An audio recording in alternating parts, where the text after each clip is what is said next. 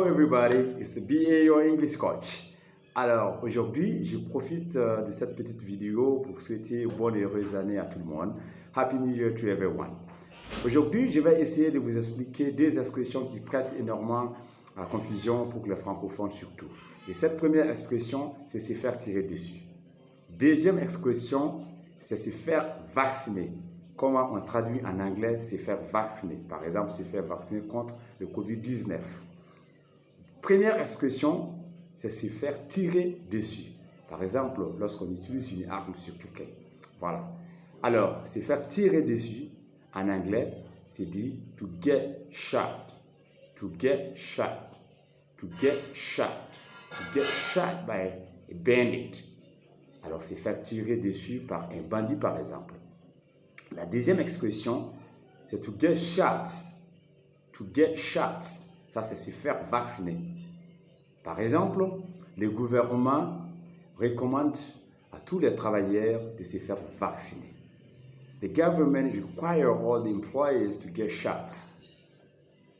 Alors, le gouvernement demande à tous les travailleurs de se faire vacciner. The government requires all the employees to get shots.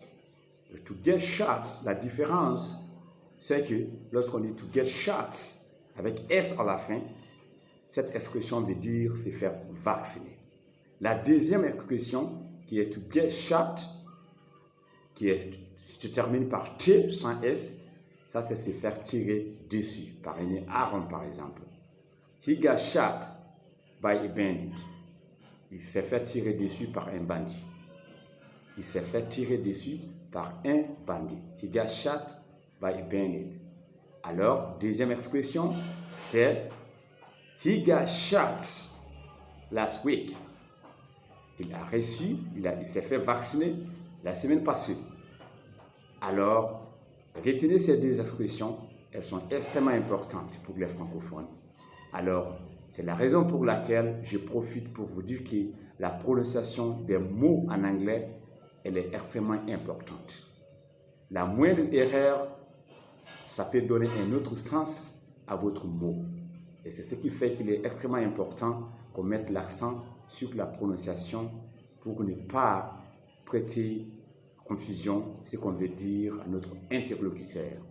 Alors, retenez ces deux expressions, to get shot and to get shots. To get shots, ça veut dire se faire vacciner. To get shot, c'est se faire tirer dessus. Retenez ces deux expressions. Il ne faut jamais les confondre encore.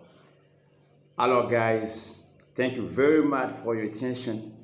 And please do not confuse these two words, these two expressions again. And thank you very much again. And take care, guys. Bye-bye.